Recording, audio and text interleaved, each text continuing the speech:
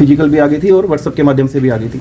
लेकिन दूसरे पक्ष की स्टेटमेंट कई बार विषय संज्ञान में लाने के बावजूद भी वो 1 वर्ष हो गया है, आज तक मेरे पास नहीं आई है।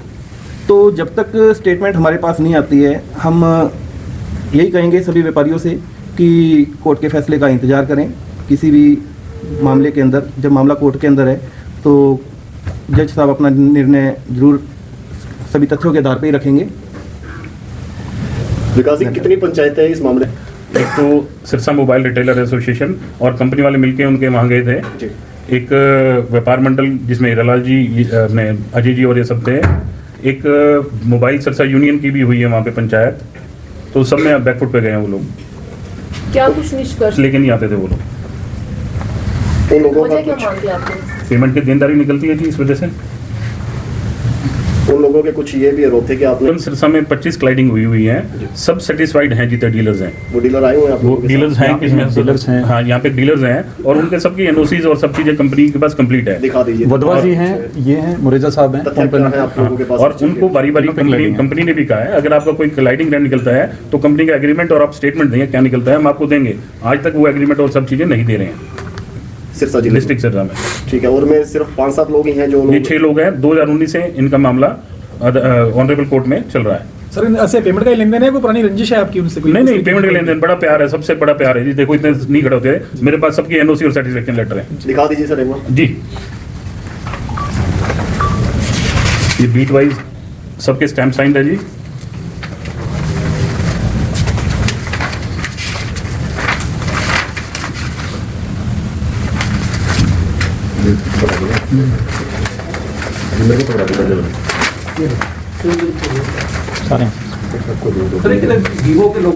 पिछले दिनों में दूसरे पक्ष की भी हमने प्रेस कॉन्फ्रेंस को देखा।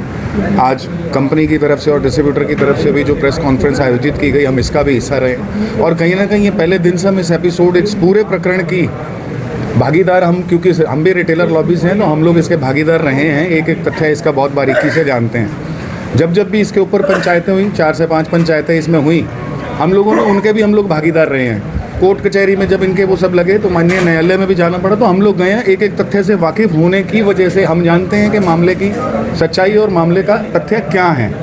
मैं दूसरे पक्ष से भी कहूँगा, कंपनी से भी कहूँगा, डिस्ट्रीब्यूटर पक्ष से भी कहूँगा कि क्योंकि हम एक परिवार के हिस्से हैं व्यापार के नाते, बजाय इसको इस तरह से करने से एक मंच पर आकर बैठकर अपना हिसाब प्रस्तुत करें।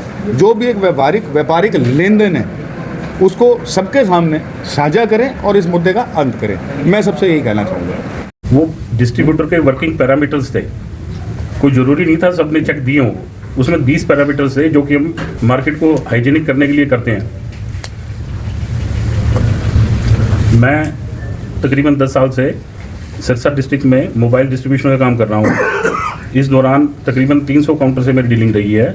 मौके पे भी 175 काउंटर के साथ काम कर रहा हूँ मैं।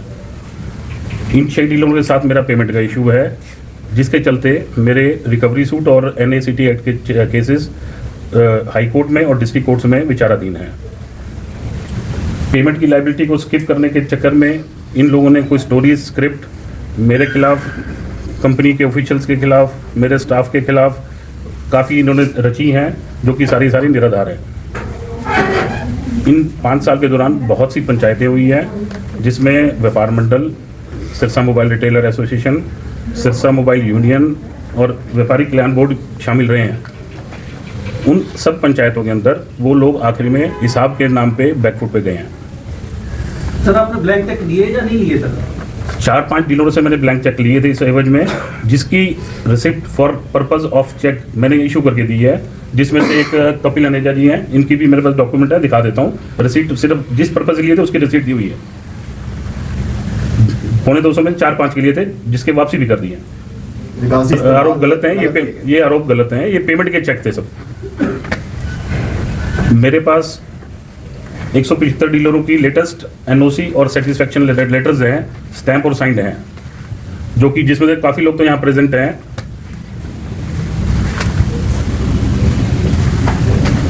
आपने लगभग 6 केस रिकवरी सूट डाले थे, उनमें से एक उनकी फेवर में, एक लोअर कोर्ट के अंदर जो केस है वो खारिज हुआ है, लेकिन वो हाई कोर्ट में एडमिट हो गया। जिस एडमिट होते ही लोअर कोर्ट का फैसला होल्ड हो जाता है। तो अभी वो विचाराधीन है सारा प्रोसेस। मैं अपने सभी मीडिया साथियों का आभार प्रकट करता हूं कि आपने समय निकाला इस बात को सुलझाने के लिए।